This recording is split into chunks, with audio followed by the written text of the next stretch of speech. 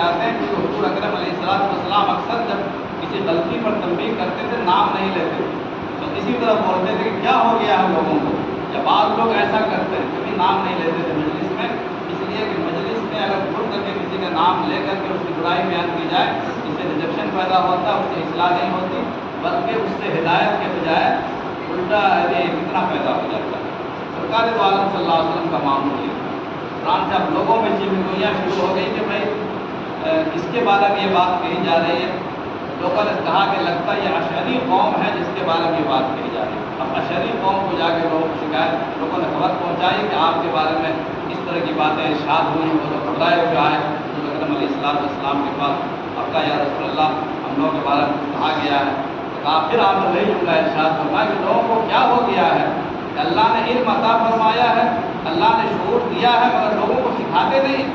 اب لوگوں کو کیا ہو گیا ہے، علم سے بے خبر ہے، اپنے گھروں سے نکل کر سیکھتے نہیں ہیں. اب اسی مجلس میں یہ بات تقریر میں تو نہیں کہی، اس مجلس میں یہ بات کہی آپ نے چند لوگوں کے سامنے کہ میں تو چاہتا ہوں کہ ایسے لوگوں کو بدترین سزا. کبھی ایسا جملہ حضور اکرم علیہ السلام نے ایسا نہیں کیا.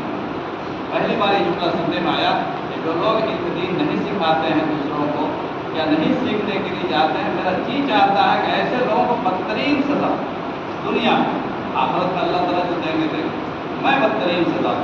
حضور اکرم علیہ السلام سزا کی دھمکی دے رہے ہیں، سزا کے ذریعے سے ان لوگوں کو تنبیہ فرما رہے ہیں اور ہم گھروں میں بیٹھے ہیں.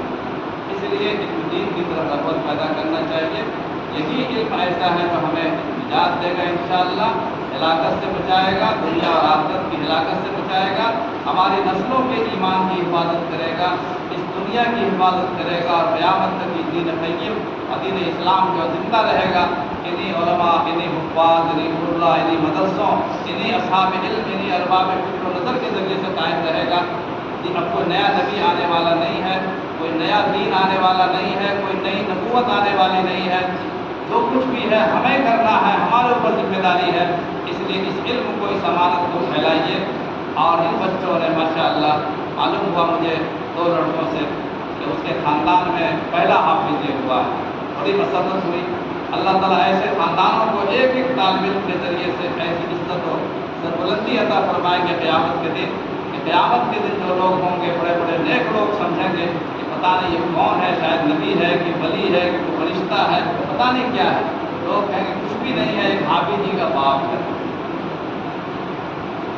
معمولی نہ سمجھیں ان چیزوں کو. اللہ تعالیٰ ہم سب کی حفاظت فرمائے.